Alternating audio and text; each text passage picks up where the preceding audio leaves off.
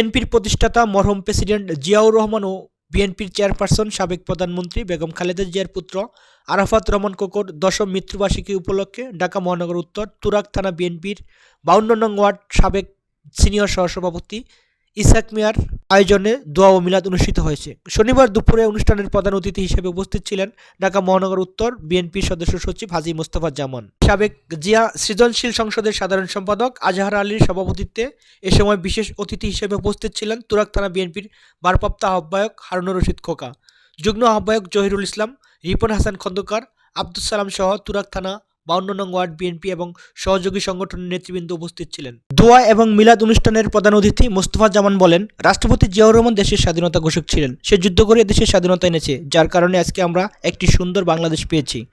তার ছেলে আরাফাত রহমান মৃত্যুবরণ করেছে, আমরা তার আত্মার মাগফিরাত কামনা করছি। রাষ্ট্রপতি জিয়াউর রহমান দেশের স্বাধীনতার ঘোষক ছিলেন এবং এই দেশের জন্য সে যুদ্ধ করে দেশ স্বাধীন করেছে। এই জন্য আমরা একটা সুন্দর দেশ পেয়েছি। এই বাংলাদেশ ওনার এই অবদান, ওনার নেতৃত্বে, ওনার ঘোষণার ফলে দেশের মানুষ যুদ্ধ করছে। ওনার এই ছেলে আরাফাত রহমান কুকু ইন্তেকাল করেছে। আমরা ওনার জন্য আজকে দোয়া করবো, আল্লাহ যেন জিয়া পরিবারকে শান্তিতে রাখে এবং যে মারা গেছে আরাফাত রহমান কুকু, আল্লাহ যেন তাকে বেহেশত নসিব করে। আলোচনা সভা শেষে মরহুম আরাফাত রহমান কোকোর আত্মার মাগফিরাত কামনা করে বিশেষ মোনাজাত পরিচালনা করা হয়। এর আগে শনিবার দুপুরে তুরাগ 52 নং ওয়ার্ড আগলারটেক কাশবন জামে মসজিদের ভিত্তিপ্রস্তর স্থাপন করেন হাজী মোস্তফা জামান। এ সময় কাশবন জামে মসজিদের সভাপতি হাজী মোহাম্মদ ইসহাক মিয়া বলেন, 2017 সালে প্রতিষ্ঠিত হওয়ার পর থেকে আওয়ামী লীগের লোকজন কমিটিতে থাকার কারণে কোনো ধরনের উন্নতি করা সম্ভব হয়নি। এই হাজী মোস্তফা জামানকে সঙ্গে নিয়ে আমরা নতুন করে এই মসজিদটি ভিত্তিপ্রস্তর স্থাপন করেছি।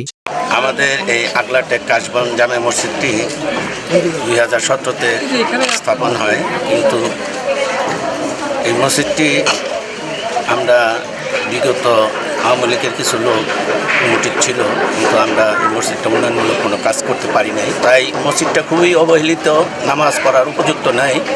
সামনে আসছে রমজান, এই জন্য আমরা পুনরায় কিছু কাজ করাবো নতুন।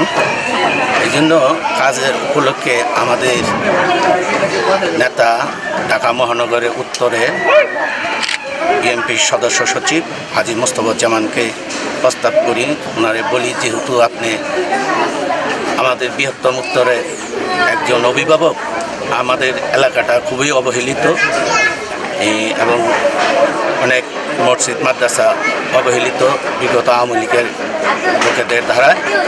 আপনি একটু যদি এসে যদি আমাদের এই সমস্যাগুলো একটু দেখতেন, তাহলে আমরা আমাদের এলাকার জনগণের কাছে কিছু উৎসাহ এবং উপকৃত হতাম। সেই সুবাদে আজ আমাদের নেতা হাজী মোস্তফা জামান আসতেছে মসজিদটি নতুন কাজের ভিত্তি স্থাপনের উদ্বোধন করার জন্য।